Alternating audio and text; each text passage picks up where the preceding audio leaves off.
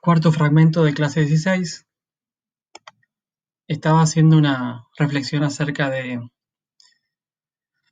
la toma de deuda en la década del 70 y cómo ese efecto eh, de apreciación cambiaria, es decir, que el dólar pierde valor frente al peso, tiene efectos similares tanto en la década del 70 como en la década del 90, eh, y que iba a hacer una reflexión respecto de un tema legal. Déjeme que pase a la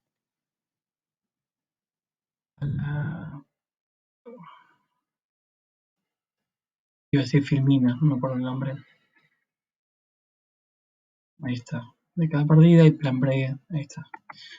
Iba a decir que el texto hace una referencia legal que me importa que ustedes se incorporen, y es otra vez esta reflexión acerca de la deuda externa y el destino que tiene que tener. Porque la ley de administración financiera, la 2456, que es la que define buena parte de la regulación en materia de deuda, en su artículo 65 dice que el Poder Ejecutivo podría renegociar la deuda, arreglar la deuda. Fíjense que esta atribución constitucional está en el Congreso, pero la ley autoriza al Ejecutivo a que lo pueda hacer cuando implique, y abro comillas, mejorar los montos de la deuda, o sea, reducir la cantidad, los plazos de la deuda y los intereses de las operaciones originales. Es como que le dice al Ejecutivo que puede hacer eso siempre y cuando logre una mejora en el plazo, mejora en la cantidad y mejora en los intereses que se pagan. Esto es importante porque incluso está vigente hoy y es un tema que se está renegociando hoy. Si la Argentina no consigue una quita del capital, de extensión de plazos, etcétera, no podría hacerlo el Poder Ejecutivo como lo está haciendo actualmente. Debería pasar sí o sí por el Congreso. Ahí tienen otra vez esta cuestión de la relación entre el Ejecutivo y el Legislativo en materia de arreglar la deuda, en materia de facultades concurrentes. Avanzo un poquito más, vamos al año 2001. Acá lo que tenemos es que la fijación del tipo de cambio a lo largo de la década del 90 entre un dólar y un peso ya era una ficción, porque los dólares eran escasos y obligaban al Banco Central a retirar pesos del M1 mediante una suba de la tasa de interés. Es decir, a cierta cantidad de dólares debía, a cierta cantidad de pesos debía ocurrir una cantidad de dólares determinadas. Si los dólares se iban, había que reducir la cantidad de pesos que se reducían subiendo la tasa de interés para que los pesos vayan al plazo fijo y quedaba poca plata en la calle. Eran tan escasos los dólares y por tanto tan escasos los pesos que, que debían estar respaldados, que las provincias tuvieron que imprimir. Algunos de ustedes, por supuesto, no habían nacido todavía, pero las provincias tuvieron que recurrir a cuasi monedas, patacones, lecor, lecop, etcétera. Todo porque no había dinero para pagar sueldos, para comprar cosas. En algunos lugares se volvió al trueque. Esto pasó hace 20 años, chicos, no hace tanto tiempo. El gobierno de la Rúa apeló a préstamos del Fondo Monetario Internacional. Otra vez se llamó blindaje. Siempre la idea es tirar esos títulos para generar expectativas de que ahora está todo bien. Y también se hizo un canje de la deuda externa. Se hizo un mega canje. Todo grande, gigante, mega canje, blindaje. El canje de deuda fue para estirar los plazos, para patear el pago de la deuda para más adelante. Y que el flujo de dólares dejara de irse del país. Pero los dólares que se conseguían vía préstamos, lo que pasaba es que la gente y las empresas los compraban rápidamente. Una vez que ingresaban a la reserva del Banco Central, eh, las personas empezaban a intentar comprarlo todo el tiempo, todos los días, y rápidamente se gastaban. La gente incluso lo sacaba de los bancos a los dólares. Frente a eso, el Congreso votó una ley. Fíjense qué interesante. La ley se llamó Ley de Intangibilidad de los Depósitos, en septiembre del 2001. La ley decía en pocos artículos que se garantizaba que el gobierno no iba a poder apropiarse de los depósitos de la gente en los bancos. Fíjense que la gente tenía miedo de que el gobierno se quede con la plata de los bancos, o que el gobierno no iba a poder cambiar las condiciones de los préstamos, como hacer que los depósitos en dólares solo pudieran ser sacados de los bancos en pesos, porque la noción de la escasez era bastante extendida. Ahora, esto es parecido a regular por ley el 1 a 1 con el dólar. Regular la economía es regular el comportamiento humano. Y si hay escasez, si la gente tiene cierta expectativa, una ley difícilmente puede ser eficaz si no hay en el corto plazo o en el mediano plazo una salida a esa escasez. De cierta forma es una ilusión de los abogados pretender que una ley puede torcer toda una cultura y derrotar la escasez. Es una percepción del miedo, de la inseguridad sobre los ahorros no se evapora con una ley. Ahora, toda esa carrera contra la escasez terminó en diciembre de 2001, cuando el gobierno dispuso un corralito, es decir, una restricción para que la gente pueda sacar sus ahorros de los bancos. Solamente se permitía, creo que era 150 o 250 pesos por semana. Todo lo contrario de lo que había votado el Congreso en la ley de intangibilidad 3 meses antes. Apenas una semana después de la Rúa renuncia y el gobierno interino que le sucedió declaró el default de la deuda externa, otra vez. Se iba a priorizar la deuda interna a la deuda externa, lo contrario de lo que había hecho Avellaneda. La deuda con la población con niveles de pobreza y desocupación récord. En esos días se votó, primeros días de enero de 2002, la ley de emergencia pública, la 25.561, que permitió a los gobiernos que sucedieron a la de Rúa poder congelar las tarifas de servicios públicos, que tenían contratos que creo que ya dijimos, pero que tenían contratos que la ataban al dólar, las tarifas de servicios públicos subían como subía el dólar, lo cual no tiene nada que ver. Que la deuda que había pedido la gente en los bancos en dólares fuera especificada, y a su vez inició el proceso de renegociación de la deuda externa, que estuvo 3 años sin pagarse. Durante 3 años no pagamos un peso de deuda externa. Estábamos en default. A la ley de emergencia se le sumó la ley 25.565, que reconoció el default y le ordenó al gobierno renegociar. Y estableció algunos criterios de cómo debía ser esa renegociación. Ahora, el proceso de canje de los bonos impagos se completó en el año 2005. Gobernaba Néstor Kirchner y el ministro de Economía era Roberto Labaña.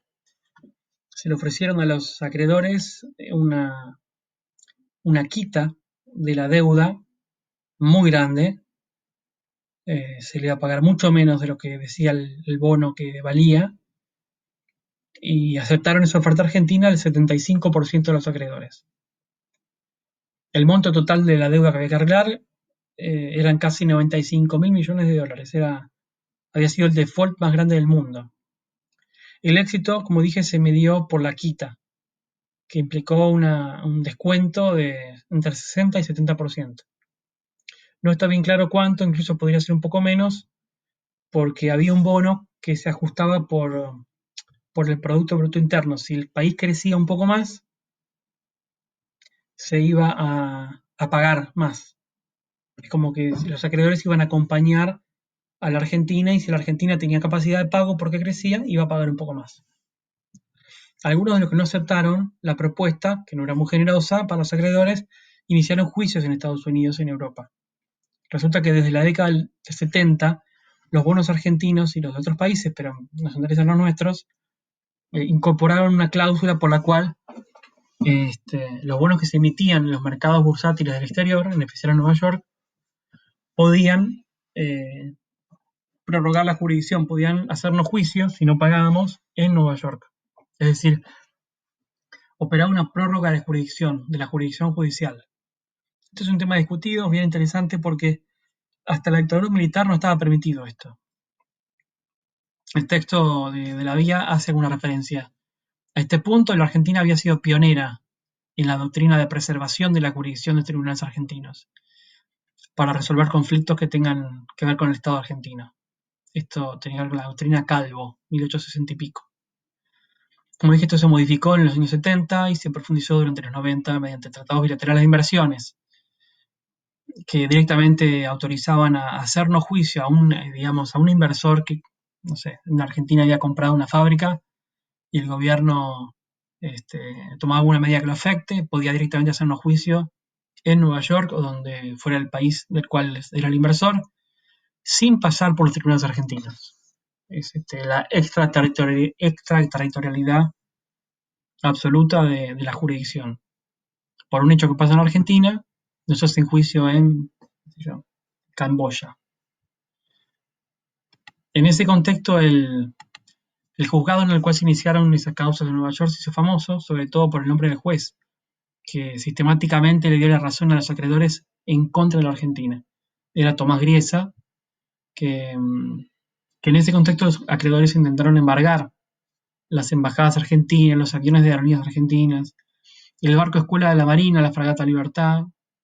De esos años son los fallos de tribunales argentinos que terminaron en el fallo de la Corte Suprema de la Nación, el fallo Clarín Corporation del año 2014, pero que tuvo sus sentencias de tribunales inferiores en los años previos, que dispuso que no podía otorgarse el exequatur, es decir, la ejecutoriedad de una sentencia extranjera, al fallo de Griesa, porque violaba el orden público. ¿Qué quiere decir esto? Porque de aceptarse esa sentencia de Griesa, que ordenaba pagar a los bonistas del 100% de lo que decían los títulos en default, y no la quita que se había hecho en 2005, eso hubiera significado la inviabilidad económica de la Argentina. Violaba la igualdad además con el resto de los bonistas que sí habían aceptado la propuesta. Pero acá el punto central es en la violación del orden público, que son una serie de condiciones mínimas que hacen a la posibilidad, a la viabilidad, a la sustentabilidad de un país. La Corte va a decir que esa sentencia extranjera no puede ejecutarse en la Argentina porque violaron el orden público. En 2010 hubo un nuevo canje de la deuda con las mismas condiciones que en 2005 y lo aceptaron otro grupo de bonistas que tenían títulos en default. Se alcanzó así un acuerdo que en total representó al 94% de los bonos impagos. Quedaba un 6%, que es un 6% que no aceptó la oferta argentina. Piense que ya desde el año 2002 que no se pagaban esos bonos. Así que imagínense que llevaban, ¿cuánto? 8 años sin pagados. O sea, ¿cuánto valían en el mercado esos bonos que estaban en default hacía 8 años? Esos son los bonos que fueron comprados por los llamados fondos buitres, los fondos de cobertura, que son un grupo de personas, un grupo de personas de carne y hueso que se ocupan de comprar deuda barata, deuda en default, muy barata, de remate, por 2 pesos, y se ocupan de hacer juicios a largo plazo en tribunales. Gastan mucho plata en abogados, mucha plata en agencias de publicidad para posicionarse en los medios, pagan campañas políticas o lo que sea, para conseguir que les paguen el 100% de lo que el bono originalmente dice, más todos los intereses, multas, etcétera, etcétera. Eso fue lo primero que pasó cuando ganó Macri en 2015. Se le pagó en efectivo a todo lo que dijo el juez Griesa.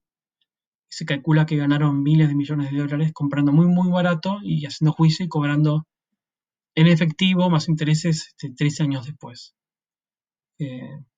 Me quedan 2 minutos para actualizar algo la deuda.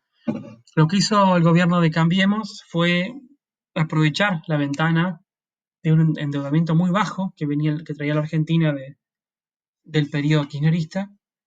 Por el default y por todo eso, la Argentina prácticamente no había podido pedir deuda externa. Así que se hizo una especie de maratón de deuda, se tomó muchísima deuda externa entre 2016 y 2017, hasta que en enero del 2018 se tomó por última vez deuda en un solo día, 9.000 millones de dólares, y para abril de 2018 los acreedores dijeron, me parece que estás pidiendo demasiado, no te voy a prestar más. Al día siguiente, fondos de inversión empezaron a irse del país y pretendían llevarse los dólares lo más rápido posible.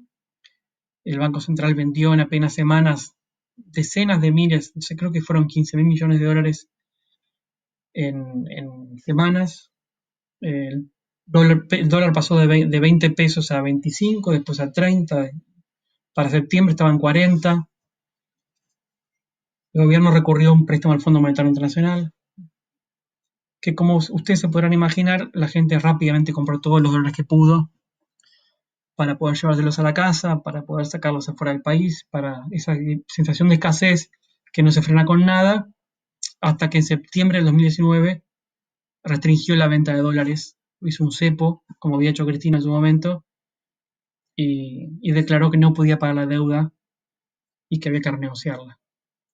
Así que acá estamos de vuelta, renegociando la deuda externa como por cuarta, quinta vez, en un contexto difícil en medio de la pandemia, pero como ven es una historia en algún punto cíclica que repetimos como Dory, el pescadito de la película de Nemo. Acá terminamos. Última clase.